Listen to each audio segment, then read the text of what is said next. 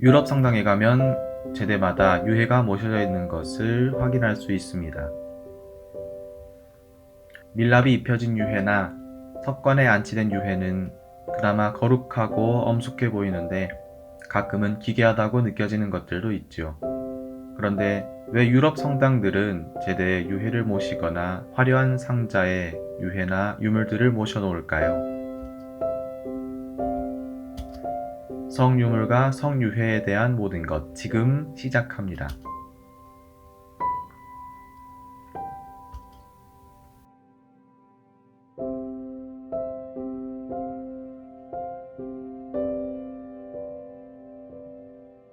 일찍이 사도 바오로는 모든 그리스도인들을 두고 예수를 통해 구원에 초대받은 이들이라는 의미에서 성도라고 불렀습니다. 같은 맥락에서 그리스도인들은 그리스인들이 공동묘지를 가리켜 끝을 의미하는 네크로폴리스로 부르는 것에 반대하며 묘지를 세메테리움이라고 불렀습니다. 이런 부활에 대한 믿음이 커져가던 중 로마 제국은 그리스도교를 박해하기 시작합니다. 그리고 교회에는 수많은 순교자들이 생기게 되죠. 당시 신자들은 순교한 이들에 대한 공경의 차원에서 순교자들의 옷이나 유해를 극진히 여겼습니다.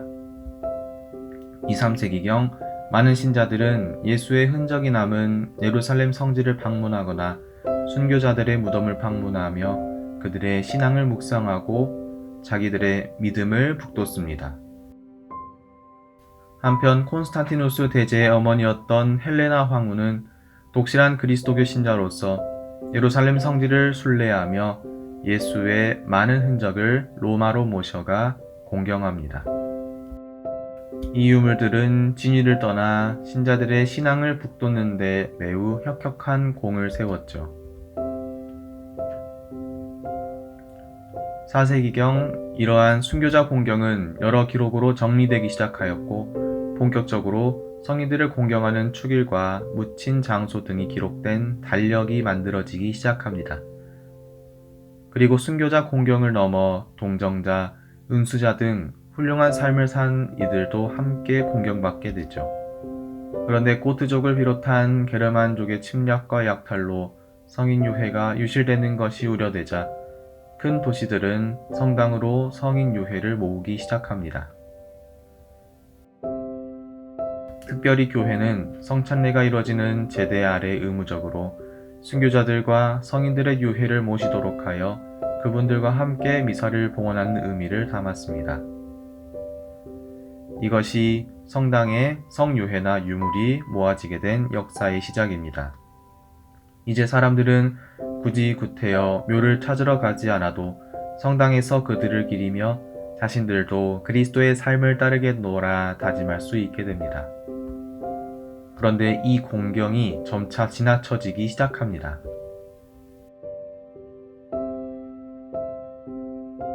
이제 사람들은 예수의 삶을 증거했던 성인들의 유해와 예수의 흔적 등을 보기 위해 각지의 대성당들로 몰립니다. 당연히 돈이 모이게 되죠. 그리고 사람들은 성유해, 성유물들을 더 잘 보기 위해 그리고 더 극진히 모시기 위해 유물을 화려하게 치장하기 시작합니다. 일례로 프랑스의 경건왕 루이 9세는 독실한 그리스도인으로서 예수의 가시관을 13만 5천 리브라에 구매했고 이 성물을 안치하기 위해 파리 생 샤펠 성당을 건설합니다. 당시 기사 연봉은 15리브라로 중세 기사가 오늘날까지 살아도 벌 수 없는 돈이죠. 이때부터 주객이 전도되는 우스운 일들이 나타납니다. 이제 사람들은 성인들의 생애, 그리스도를 향한 그들의 믿음 등은 보지 않고 무덤을 하나의 명소로, 유해를 하나의 진귀한 물건으로 취급합니다.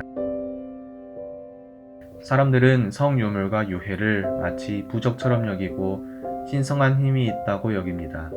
당연히 가짜 성유물들도 등장하기 시작하죠. 심지어 성유해 때문에 전쟁 같은 매우 끔찍하고 비이성적인 사건들이 일어나고 별별 흉흉한 소문도 돕니다. 일례로 중세 최고의 지성 토마스 아퀴나스가 1274년 선종하자마자 임종을 지키던 사람들은 그를 가마솥에 삶아 유해를 나눠 가졌다는 루머까지 퍼졌죠. 교회는 이런 소문들에 특단의 대책을 고민하기 시작합니다. 본질을 훼손하는 지나친 대중신심에 제동을 걸어야 할 필요성을 느낀 거죠. 교회는 교회법으로 성물에 대한 매매를 금지하고 공식 문서를 따로 발행합니다. 또 지방에서 개별적으로 성인으로 공경받던 인물들에 대한 목록을 세계적으로 정리하고 1233년에는 희성제도가 생깁니다.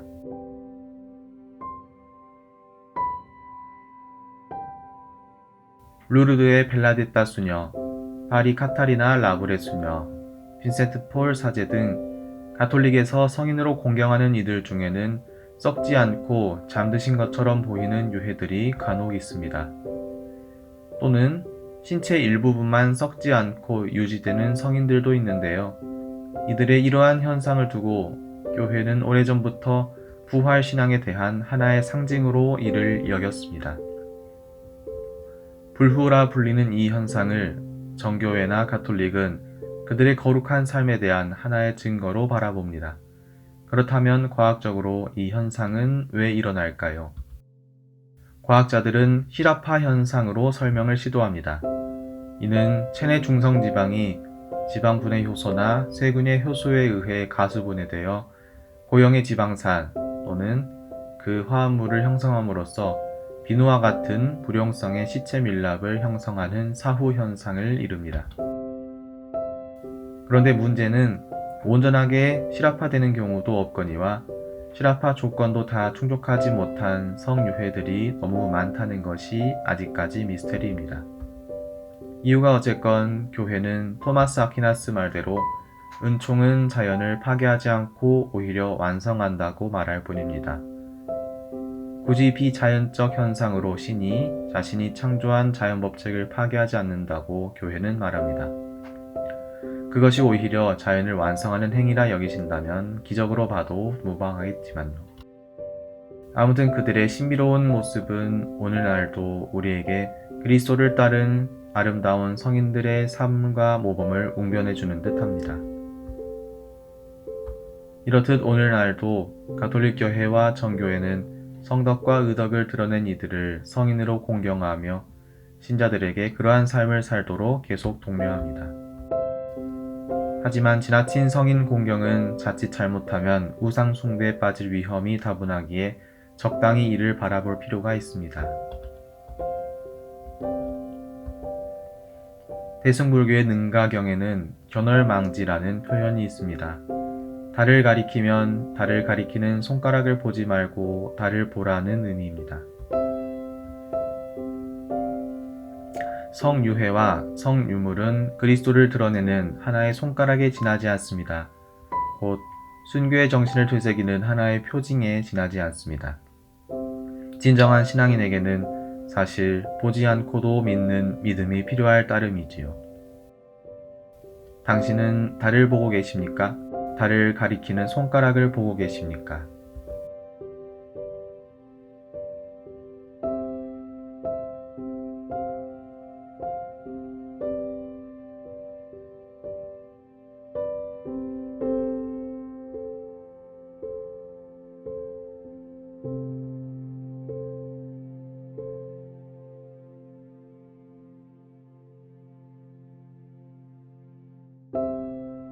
볼만했다면 좋아요와 구독, 알람 설정까지 부탁드립니다.